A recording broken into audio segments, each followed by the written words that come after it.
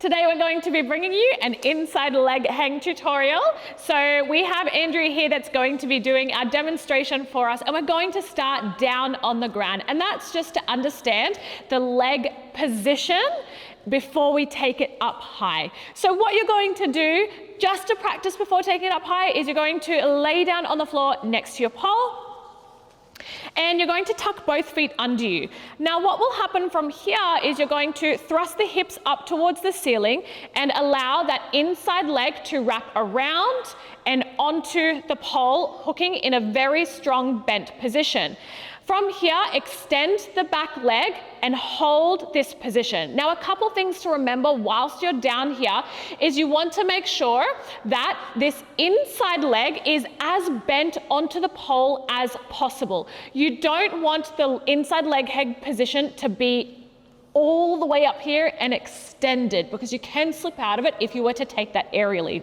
The other thing to be mindful of, you can come down now, the other thing to be mindful of is that you want to position the pole when going into your inside leg hang in your shelf. So the shelf is a squishy bit on your side that is just above your hips and below your ribs, which will be a different size for every body, as again, every person's body is completely different. So this here is a great conditioning tool, one, to get your skin a little bit more comfortable with the pain of inside leg hang, because the first time you do it, it's going to suck. You might get some bruising, but to get you in that comfortable position as well, so you understand what needs to happen when you take it up high. So we're going to go up high now and finish up the tutorial. We're now going to do that inside leg hang aerially. We are going to be doing this tutorial from an invert V position, but again, you can do the inside leg hang from multiple different positions, but again, tutorial is going to be from invert V position. Now, when you invert V to go into inside leg hang, the position is going to be a little bit different to how you would do it as instead of going into an outside leg hang. When you invert to go into inside leg hang, there's a couple things that you want to remember.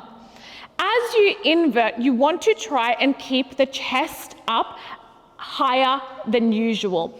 And that's because we want to be able to get that inside leg on the pole whilst the pole remains in our shelf. If we lean back too far, as if we were going into an outside leg hang, the pole, when you go into that inside leg hang, is going to go across those ribs, and we don't want that to happen because it can cause injury.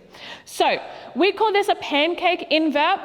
And the position is going to be different depending on your body type and your flexibility. But the one thing remains the same is that you want to keep the chest raised up to ceiling in a position where the pole stays in your shelf.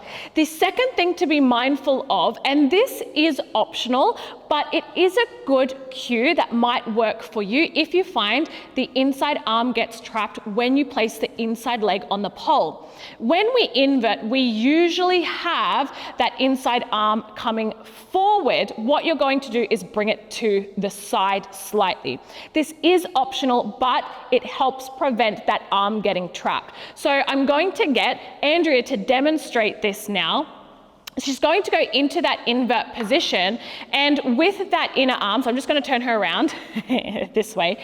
Usually in an outside leg hang invert, the arm is really coming forward. For going into an inside leg hang, you're going to bring it slightly to the side, and again, that's going to help prevent it from getting trapped.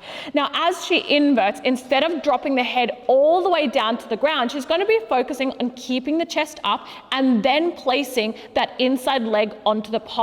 Now, keep in mind, it is different for every body type and your flexibility. So if you need to tip back a little bit to be able to get the leg on, please do so, but you just don't want to drop back and completely extend. So Andrea is going to go into that invert position. Chest remains high, and then the inside leg is going to be placed onto the pole. Now, whilst in this position, there's a couple things to also remember, which we explained down low. You want to make sure that when you place the inside leg on the pole, that it is coming in as bent as possible and not extending up towards the ceiling in this position, because this is going to cause slip, and it can also come off the shelf position and go into the ribs, especially when you go to lean back into it. So come down for me, we'll start again, just because if you tried to lean back from there, you might slip. So going into that pancake position, inside leg's going to come on, chest remains up, hooking onto the pole.